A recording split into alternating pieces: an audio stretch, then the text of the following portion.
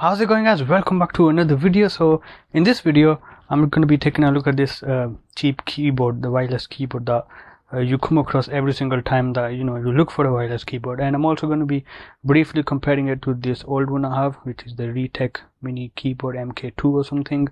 But actually the main reason I'm doing this is just so I can test this microphone, if it's any good, then if it's okay, or if it's not good, then I'll just get a new recorder and obviously I'll review that as well. So let's start by taking a look around the device. Now this keyboard actually I got just for using it with foobar, and I'll actually get to that in a bit. You might think it's stupid, but it's actually fared out very well. So you got the keyboard up on front over here, and it's got all the keys that you need really, and I'll get onto that. Sorry about that. I'll get onto that in a bit. You got your touchpad, you got your media controls over here, you got your shortcut buttons, your left click and your right click. You got the arrow keys. So the arrow keys are not down here like you would see on a typical keyboard.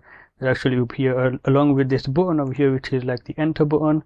And you also got the left and the right click on this side, and you got page up and down and stuff on this side. So this is very comfortable. It comes in this gamepad shape like look, and at the back you've got this hinge that you can open. Now let's go ahead and open this, and so in here we've got this area over here which will house your USB dongle, and you've got your batteries.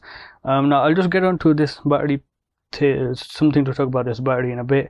But if you look on top over here, it's got a micro USB for charging and the on-off switch over here. And compared to this one, it's actually much better in pretty much every way, other than the size. I'd say it's it's a bit bigger, just a bit bigger. So let me just talk about this battery thing.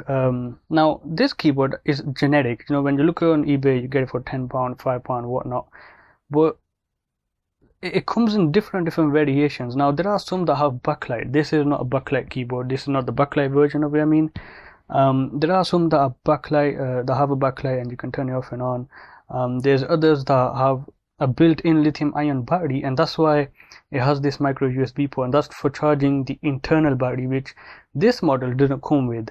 This one came with two AAA ones, so there's that. There's also some that come with different ones, but basically the thing is, whenever you're looking for a keyboard like this, make sure you check the description. I actually didn't, and I ended up getting this one, but I didn't want to have to use external batteries or different cell batteries. I'll have to just keep switching out and in, because it doesn't let you charge them. It only lets you charge the one that's built in, the lithium ion battery that's built in, but it doesn't come with that because this is not the model that has that. So just be careful of that. Just read the description. If it says that you're going to need some battery cells, then obviously you're going to need external other batteries to run this device. So to charge this keyboard, you basically use the micro USB to charge it. And like I said, I haven't got the one that comes with the built-in battery, so I don't know how long it will take to charge and stuff like that. I don't know about the battery life. I've been using these double AAA cells, and these are really cheap Chinese cells. They're not like your Duracell or something, even a really decent company, not like Duracell, these other random companies. They're not. This is some next level cheap Chinese company that I've not really come across. I just got them with the charger that I got, and they've been holding up okay. This would last to be typically more than 1 month on full charge, I'd say. So that's okay in terms of battery life. Again, I don't know about the internal battery on this. Okay, so let me just go over the indicators. So if you turn it on, the yellow ones is to indicate if it's connecting or not, so it'll just go off if it's connected, and it's also just gonna turn on when it's sending or receiving a signal or whatnot. That's the power indicator. I believe it's and that's the battery indicator. That's if it's charging, and this one I think it'll start blinking if the battery is low. So it's pretty simple.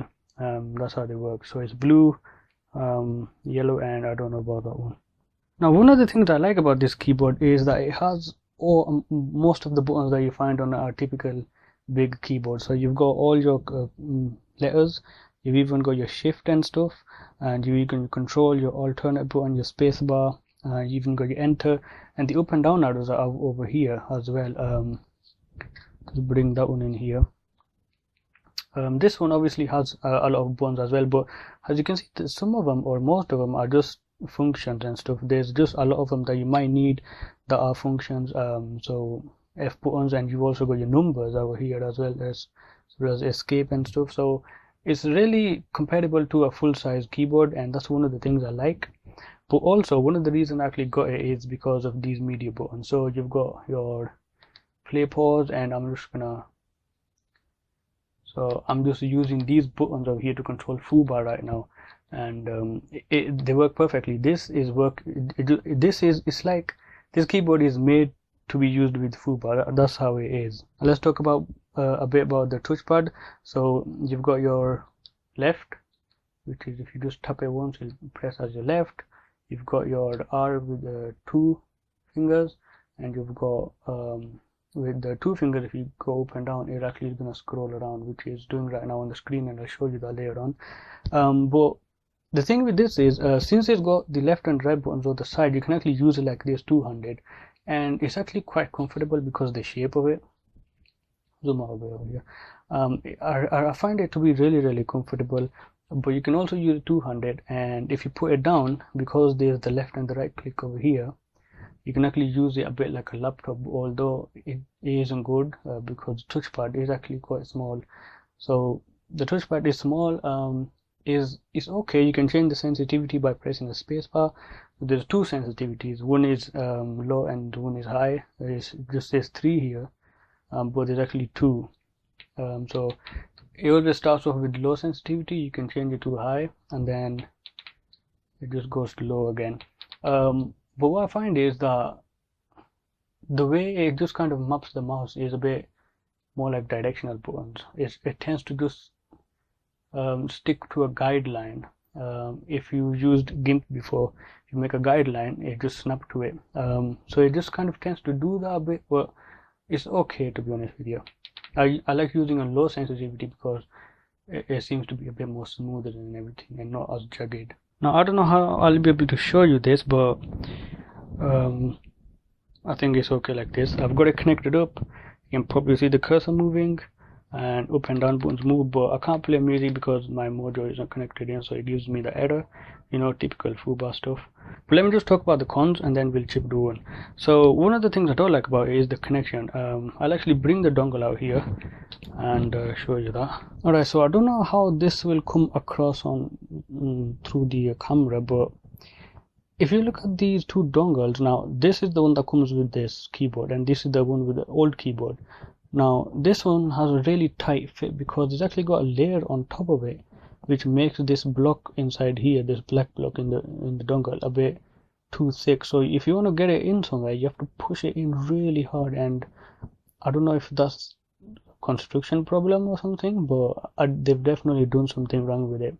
They made this block a bit too high, so you have to kind of push it in really hard, and then it's got a really tight grip on it, so it just kind of tends to really stick in there, and it doesn't want to come out or off. And I do feel that it might just break the USB port, but it hasn't done that ever since I got it, so I don't know. I just something to point out. But let me just talk about the connection over here. So I use this all the time on my desk, not as a media entertainment center or something, but you can use this with the PS3 and everything. You can use it with a mini PC sitting in your living room watching movies or playing music. You can use this in your hi-fi system to skip songs and everything, which is what I kind of use it for. And well, you can use it for pretty much anything. It's just a wireless keyboard. But let me just get on to the connection. It's funny because I have it plugged right next to it. This just goes into my laptop, which is sitting right next to it, and it kind of tends to just mess about a bit. Like the connection is not, I wouldn't say it's bad. It's definitely quite stable, but it just tends to go on battery saving mode or something like that. If you're not using it, it just kind of goes off a bit. Then you have to press a couple of buttons, and then it's actually going to connect again, which takes a few seconds or something. Actually, it just takes about a second, but just something to take into consideration. Now the second thing I'm going to talk about is the last thing, and that's a con as well as the connection thing. This keyboard is when it goes low on battery, it just starts to misbehave. The mouse pad goes a bit wonky. It doesn't work sometimes, and there's delays in the pressing on buttons and stuff. So it can definitely get a bit annoying. And by the way, these buttons are actually quite clicky and stuff, so they got good feedback. They're actually quite loud as well. And as a comparison, here is the other one here. So don't know how much you'll be able to hear that, but here is the BlackBerry Passport's keyboard. So here you go, and then BlackBerry Passport is quite is a much quieter device. So this does have technically is probably the loudest mini keyboard I've got, but it just starts to misbehave when the battery falls low, so it can get a bit irritating. But anyways, I'll leave it here. If you guys have any questions about this keyboard, let me know in the comment section below, and I'll see you again in another video.